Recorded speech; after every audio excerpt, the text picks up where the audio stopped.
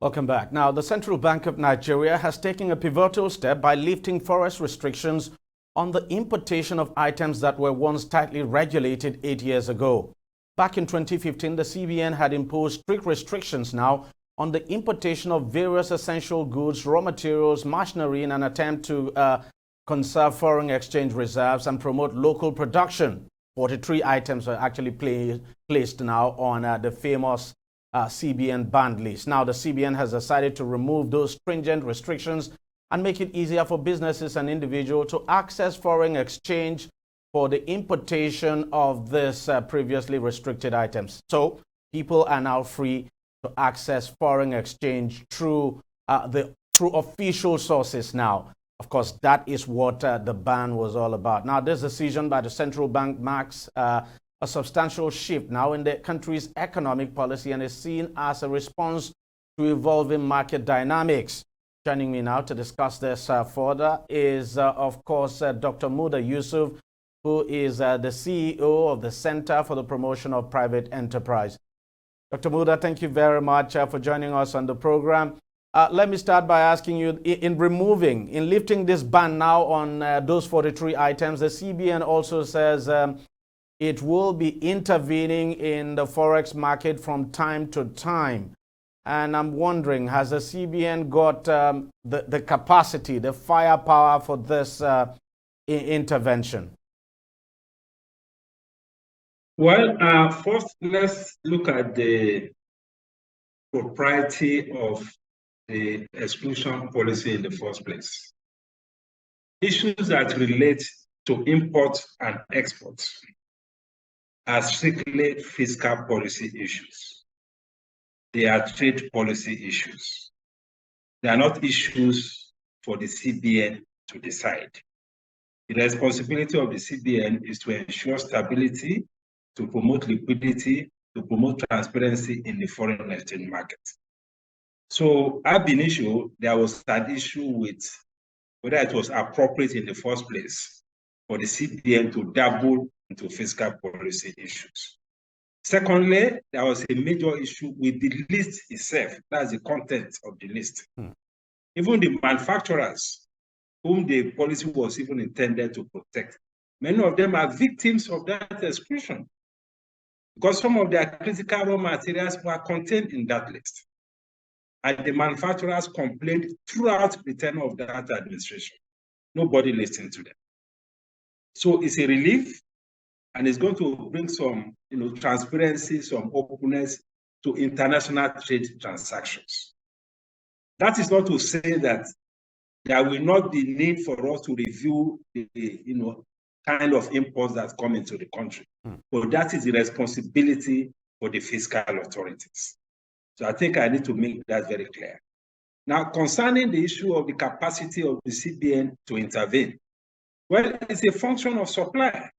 The CBN has been struggling with that, but if the CBN is able to intervene effectively, it will manifest. But right now, I believe the CBN is still struggling with the areas, with the backlog of forex, maturing obligations, letters of credit, airline fees, and things like that. I think that is what they are still grappling with. But then, in that case, do you think it makes much sense to lift the ban, especially now, just as you have said, the CBN is still struggling with forex supply? No, what has happened is that because the ban was in place, all manner of malpractices were going on. Some of those imports are actually, some of those products are still being imported. Of course. Because they are not under import prohibition. They were just not allowed to access the official window of the foreign exchange. So they were piling a lot of pressure on the parallel market. And in any case, where is even the liquidity in the I&E window? So practically almost 90% of transactions now are in the autonomous market or in the parallel market. So, but it helps transparency. What needs to happen is that if we are going to exclude anything, it has to be a trade policy matter. So it's a question of normalizing the policy formulation process.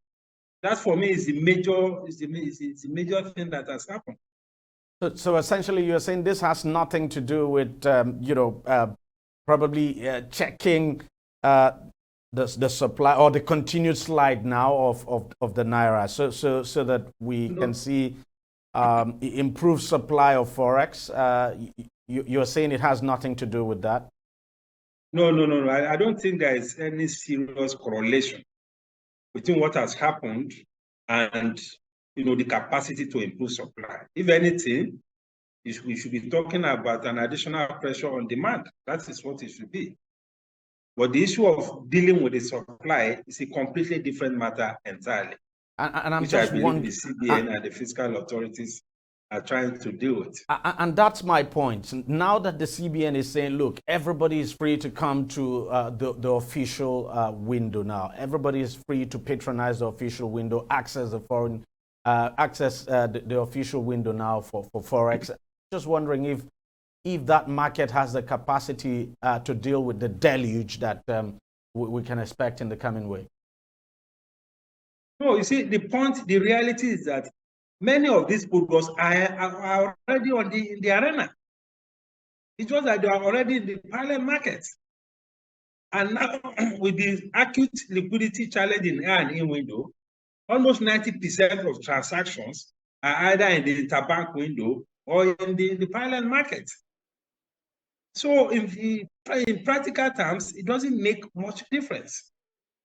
That is the point I'm making. It doesn't make much difference. And in any case, you need to put this kind of things in place to normalize the process, to make transactions more transparent, more open, so that I don't see people manipulating from them, changing HS code and all of that because the CBN has said that you cannot access Forex. Because on the import prohibition list, these products are not on the import prohibition list. So just an initiative of the central bank, which was like a parallel trade policy. This is part of the coordination problems that we are talking about under the last administration. So what do you make of the decision of the Apex Bank now, saying that the market will operate now on a principle of willing buyer and willing seller? Well, that has always been the case to a large extent.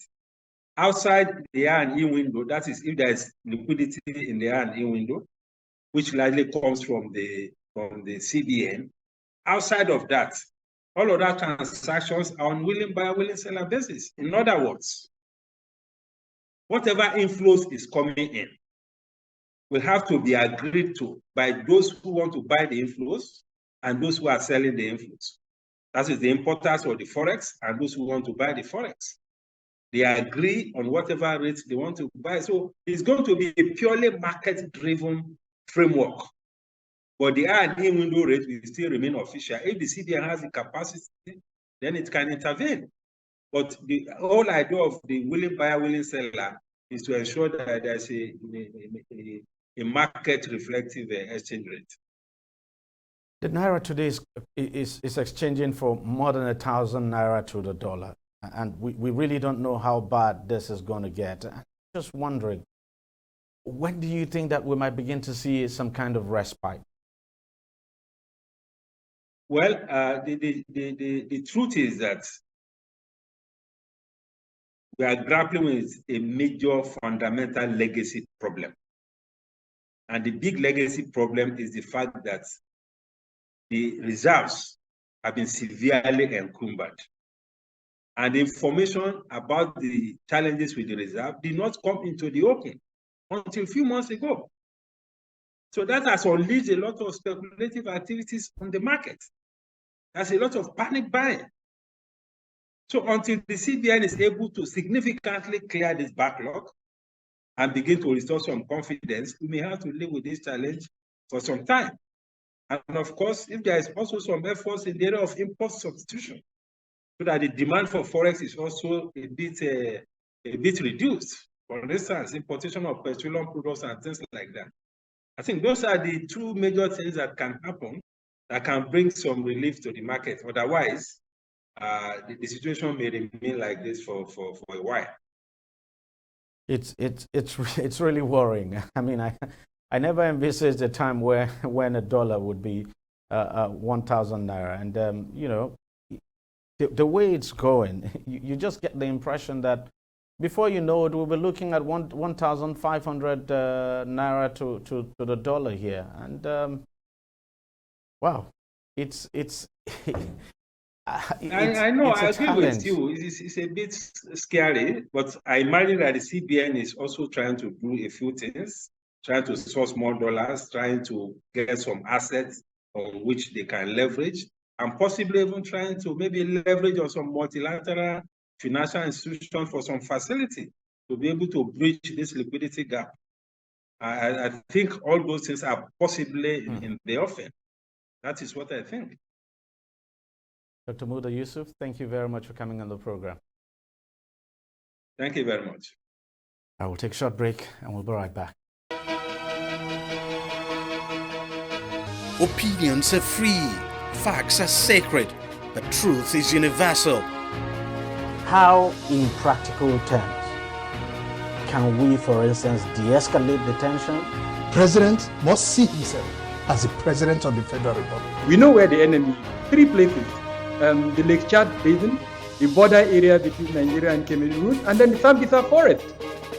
On DEJI360, we give you a complete dose of everything. Opinion, facts, and undiluted truth. I hardly believe what politicians say in this part of the world. A new Nigeria is possible, a future is possible. We delve into the issues, dissect it so that you can understand it, use it to take action. I don't think there's any need for any governor to look for grant for ranching. DEJI360, dissecting the issues. All right, joining me now to continue this discussion on the decision of the central bank to leave the ban now on those 43 items from accessing the official market now of the foreign exchange. I'm being joined on the program by Aki Ogunshola, who is an economic analyst. I can thank you very much for your time. What do you make of this decision by the central bank to leave the ban on those 43 items? All right, thank you very much for the opportunity and thank you for having me. The central bank's lifting of or unbanning the 43 items, to me, I see it as gambling because we are talking of demand and supply here. We are not just talking about looking for a way to see that some people promote their importation agenda. I think it's just gamble because now the demand for the importation of these items is now going to increase. These are items that before now they don't seek. You don't go to the I&E window to demand for dollars to go and import them. But now the central bank is saying, okay, if you are an importer of this item, you can come to the central bank. We can give you forex to go and do the importation. I think that's going to place demand rather than increasing the supply. It's going to place more demand on the USD, and as a result of that, the price of dollar wouldn't even come down. The question is, do you think the CBN itself has got the supply to meet this demand that we're likely to see? Because that's a key question. If you're asking people to come to the I&E window, the question is, you look at the central bank's reserve, has it got the funds to withstand the deluge that is likely to happen? Yeah, that's exactly my position. The CBN is still having backlog of forex demand that is not yet clear. The CBN is still struggling. Our foreign reserve is being depleted, and we're about the lowest in a very long time. I think they don't have the supply, and then they are asking people to come over to come and place more demand in order to import. Imagine something like cement, which is on the list, which we have already crashed the price in Nigeria to about 3,000 naira. Even now, nice. The window is open for people to come and demand for dollars to go and import cement. I don't think this is the right move because it's just it's like we are just gambling economic policies this time again. We've done that by lifting by lifting the I&E window subsidy to ensure that we float the naira. That is enough. Let's just see how the naira survives. But increasing the demand for dollars again when we don't have enough supply, it will put more pressure on the dollar because there's already pressure on the dollar already. And then we are now saying, okay, please come and let's import rice, let's import cement, let's import geisha and sardine and all that. This will just increase the demand on the dollar. I don't think it's a right decision. That's why I call it a gambling. You just want to gamble. Let's see whether it works. And I don't think it's going to work. Yeah, because I'm just wondering, what do you think that the central bank intends to achieve with this? Well, what I think they want to achieve is just to promote maybe the business of some persons that wants to go and be importing these items, just for some persons to be able to do business, because I don't see what they want to promote. The cost of production in Nigeria is very high. The local investors, the local producers of rice, of cement, they're already struggling with high cost of production. And then we are saying, let foreign goods come in to compete with them. I think they just want to kill the local producers and then encourage people to, shift our job creation outside the country so that they can be producing outside and we continue to be consuming. But let's face it, look, right even these local producers or local manufacturers that the ban was supposed to help in the first place. I mean, even when the ban was on, they were complaining seriously that, in fact, that the ban was invariably affecting them to some extent because they are not able to access the I&E window, for instance, the official market, to import some basic raw materials that they need. So somehow the argument is that, look, even though the ban was intended to sort of protect them in the first place, it actually did not achieve that purpose. Yeah, it didn't achieve the purpose because there are other policies that were conflicting. We had conflicting policies in the last administration. And that's why these policies were not working. And now the cost of production has actually gone up as a result of the removal of the subsidy, as a result of the high increase of energy. This cost of production has gone up already. So now it's like, and these local producers are the ones creating jobs for the Nigerian youth. Now, if these local producers suddenly go out of business because there's no longer demand, you know our people now, we have this high demand for foreign goods. We like foreign, this cement is from US. They will just abandon our own Bois cement and go for the one from the US. These are the kind of challenges that we're going to face. We are talking about industrializing the country. Let us see how we make do of what we have here and create jobs for our teeming youth, and not just about, it's just like this same importation of crude or of petroleum. Now we are not producing, we say the cost of producing petrol in Nigeria is very high. So it's better we start importing. And that's where we find ourselves now. I don't believe this policy will actually help the economy for now. The way the economy is now, I don't think this policy will work. Look, one of the biggest problem, I should say, we have with FX at the moment is that, look, supply has almost dried up. And that's the reason why the Naira continues to slide. From your own perspective now, what do you think we need to do to improve supply? Because, look, truth is, over 1,000 Naira to the dollar just doesn't make sense at all. Supply has got to improve. I mean, we just can't, things can't just continue like this. The Naira cannot continue to lose its value the way it is at the moment. So what exactly do you think needs to be done to improve supply? Because supply is the key here. Yeah, what we can do to improve supply is two things. Now, if you feel that getting the supply to increase is actually high, it's difficult because we can't even produce locally. One thing you can do is to help to cut the demand. If you can reduce the demand for foreign goods, that will also stabilize the economy. Yes, we are still struggling to see that we, attract foreign investors to come into our economy, to come and invest. And then we are still telling them that, oh, you can stay in your country and be, exporting to Nigeria. So one of the things we can do to cut down, to increase supply is also by reducing demand, so that let there be a reduction in the demand for foreign goods. Let us make do with what we have locally. The president just inaugurated a company that will be extracting lithium in order to produce batteries and other things in Nasarawa State. I applaud that initiative because that's one of the industrialization moves of this president. These are the kind of things that we discourage importation and make us do. Now we'll be having battery cars in Nigeria. We'll be having batteries, all these form of batteries being produced in Nigeria, no longer made in China or Korea battery.